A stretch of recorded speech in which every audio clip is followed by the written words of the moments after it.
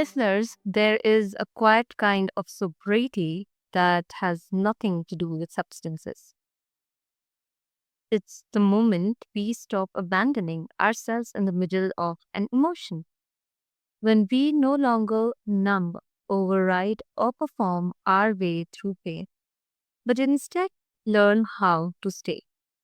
Today, we are decoding what emotional sobriety really means and why it might be the most radical form of healing there is. Welcome to Divine Decode, a space where we explore the deeper meaning beneath our lived experiences, where emotions, patterns, and soul wisdom are gently translated into understanding. I am your host, Pragya, and today I am joined by Natalie Bedard, known as NatNat, an emotional healing and nervous system guide who helps people release protective patterns, regulate their emotional body, and return home to themselves.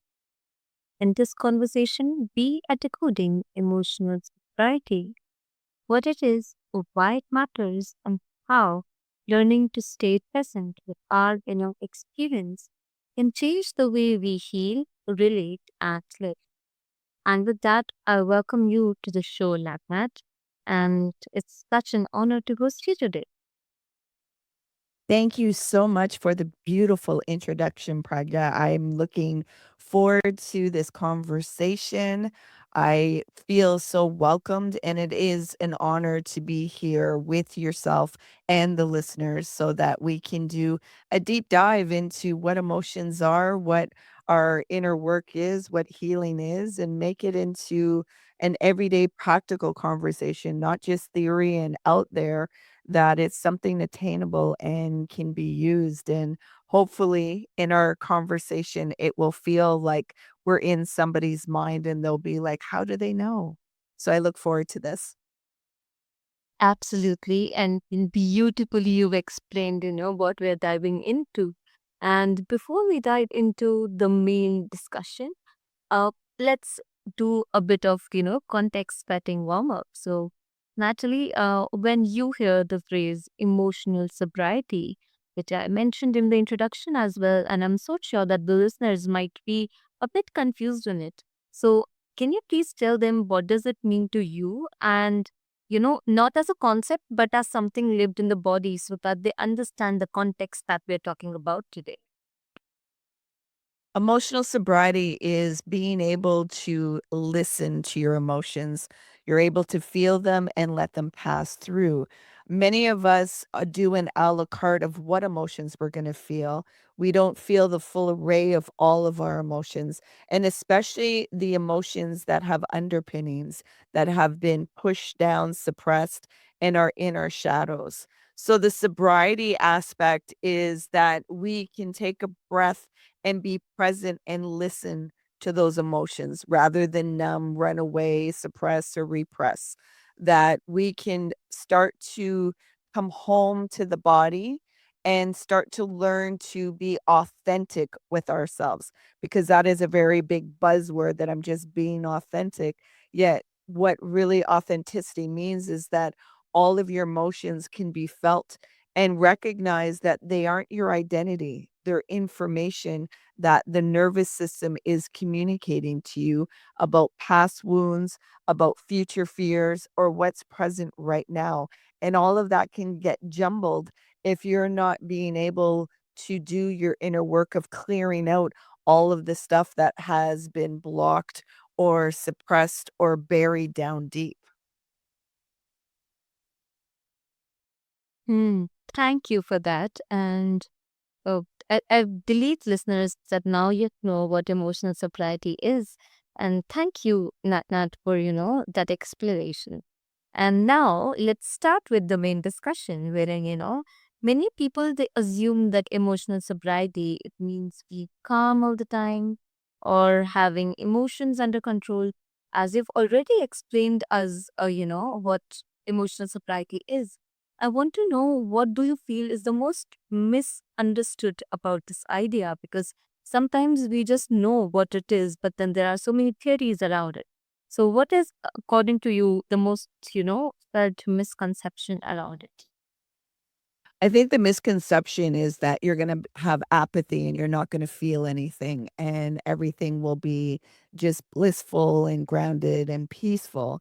I could compare it to meditation, where a lot of people think that you meditate to calm your mind, when it's like, no, you learn to de-identify with your mind and allow yourself to drop in to the stillness, not be attached to your thoughts.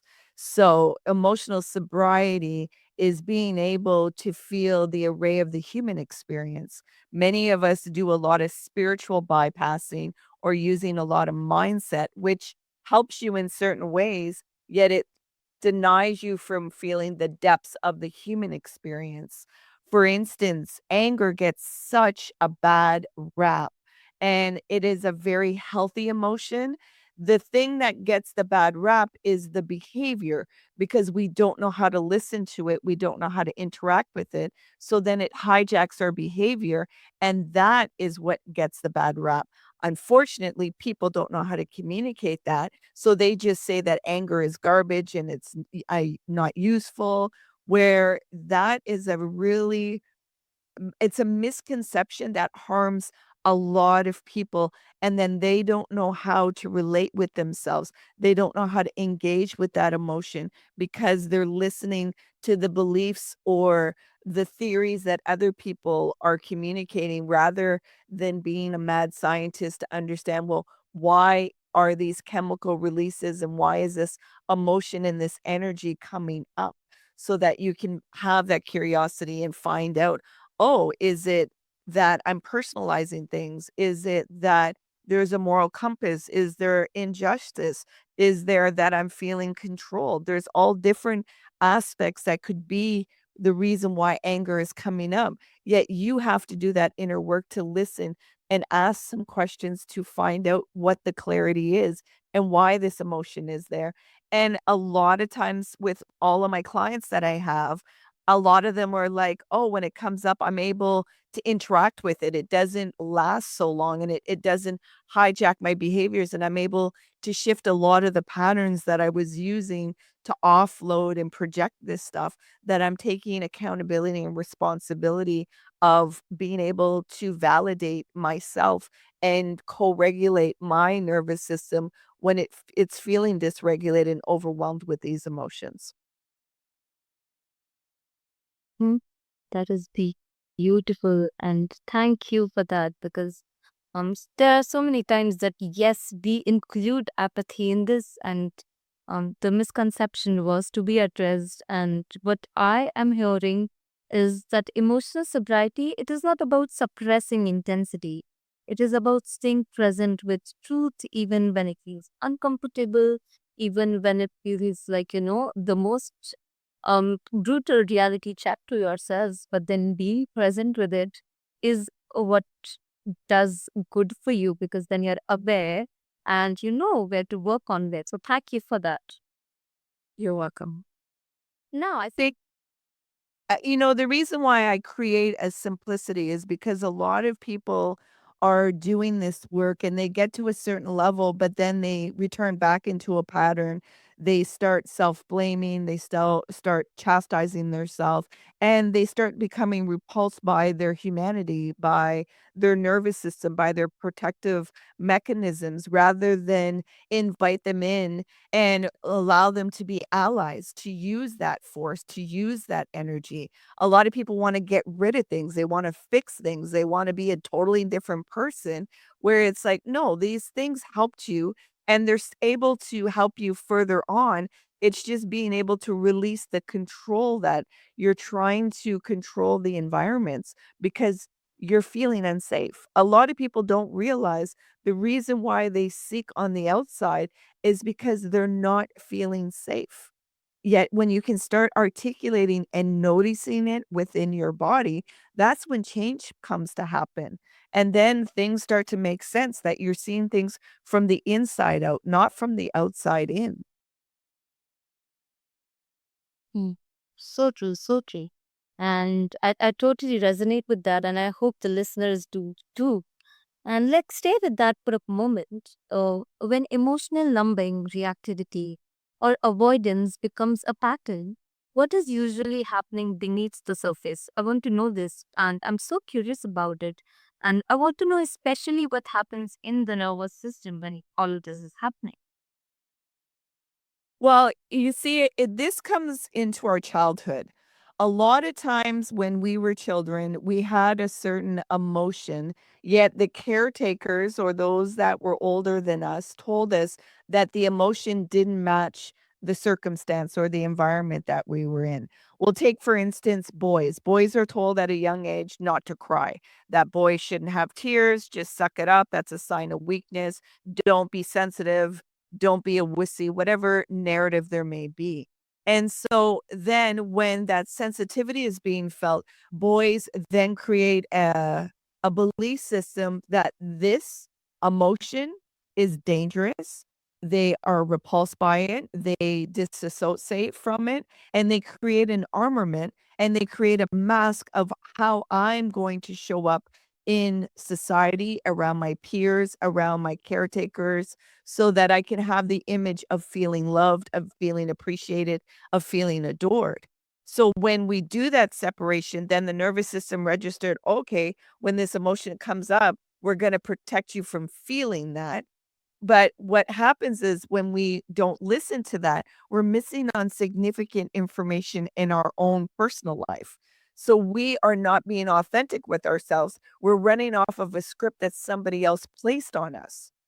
The work is that once we recognize that we start to be curious of, "Oh, what was this script, this belief that was placed in me?" And let me release that. Let me start engaging with the vulnerability, with the sensitivity, with the emotion. At first, it's gonna be messy, it's gonna be very uncomfortable, it's gonna feel out of sorts. You're gonna wonder, "Why the heck am I doing this?"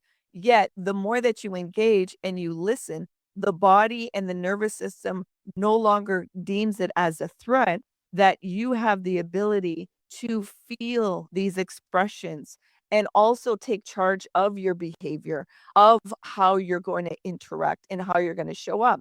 And just because you're feeling things in a moment, it's not always safe to be able to express those things. It's just always reminding yourself to come back and allow the body to somatically release the charge that was pent up inside.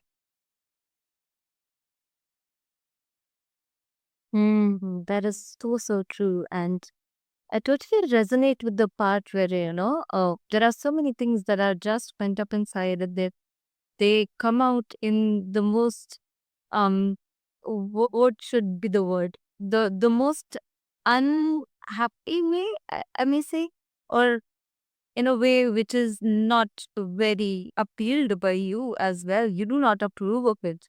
But then there are so many things which happen, and there are always strings of it in the childhood, in the past, and all the suppressed thoughts and desires that you've had throughout.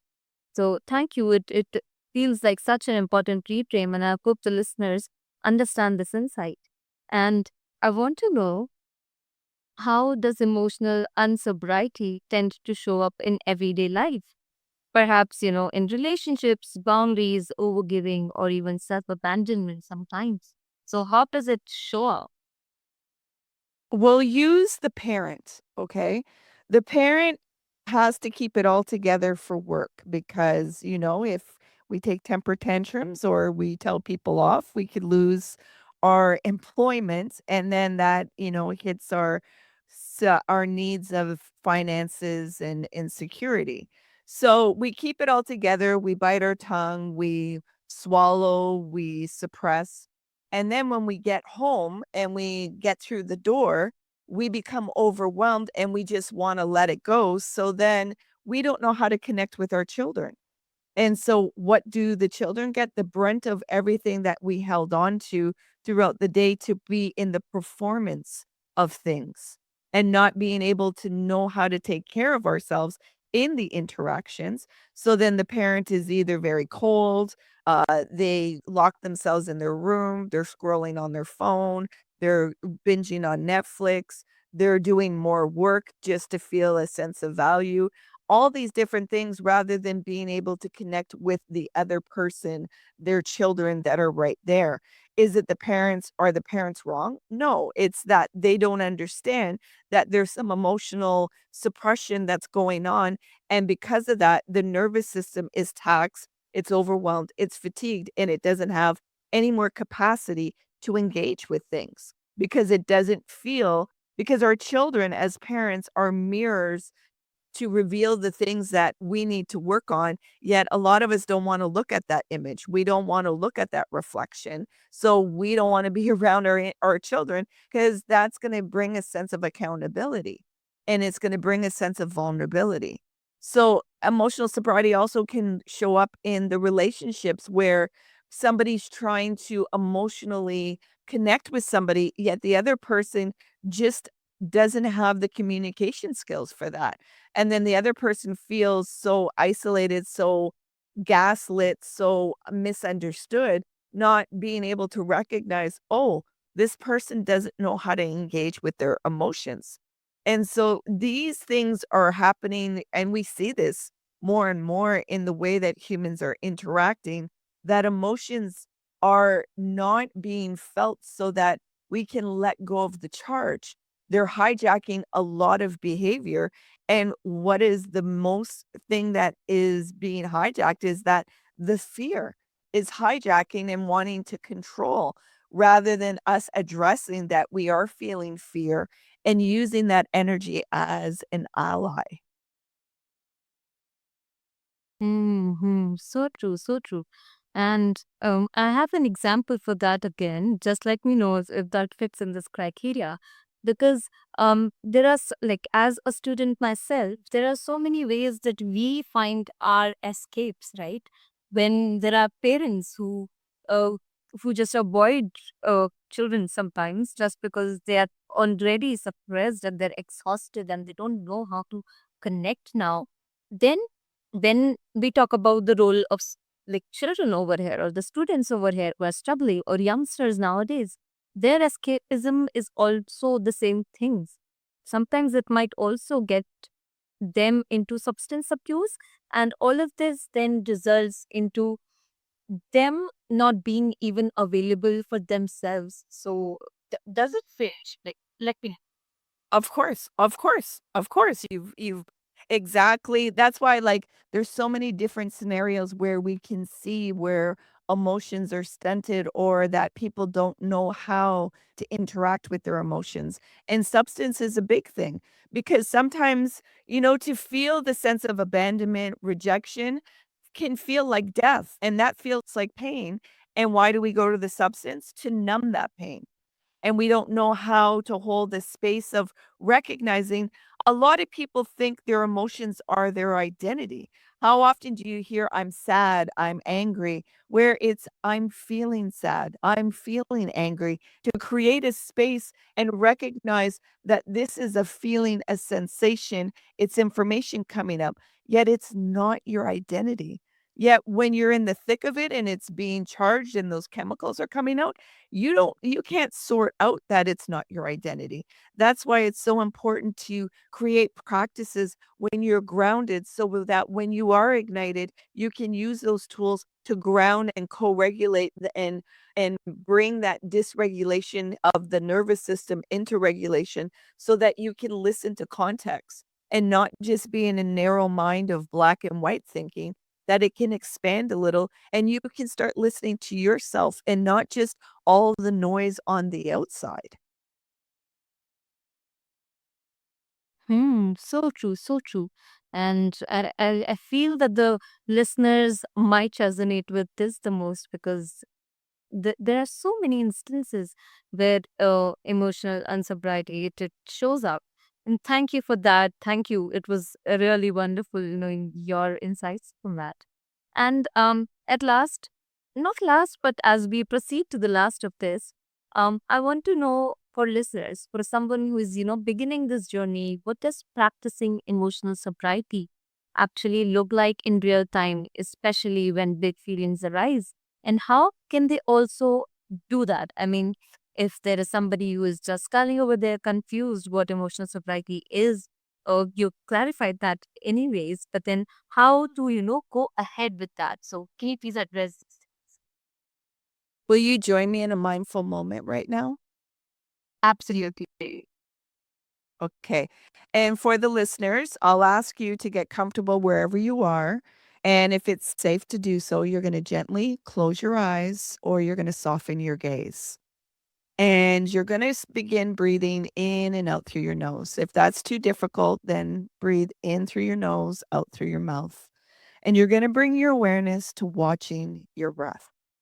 You're not going to try and control your breath. You're just going to be aware of its rhythm, allowing it to guide you into your body. You're safe to feel. You're safe to let go. Surrender the need to control. Release the need to resist and just be. Be with your breath. Drop deeper into your body. Now, there may be some thoughts or distractions that occurred. That's okay. Gently bring your awareness back to your breath, creating space between the awareness and the thoughts and dropping deeper into the body, into being, into presence. Again, more thoughts may have come up. Gently bring your awareness back to your breath, creating even more space between the awareness and the thoughts, and completely surrendering into the body, into the breath, into the moment, allowing the body to let go, to find a little more safety, a little more ease. Now, wherever you are in your breath cycle, I'm going to ask you to exhale. And now take a deep breath in through your nose and let it all go. Take another deep breath in through your nose. Now let that shit go. Take another deep breath in through your nose and gently exhale. Now take your right hand and place it on your heart, thanking your body, giving gratitude for your life, your being, your life force.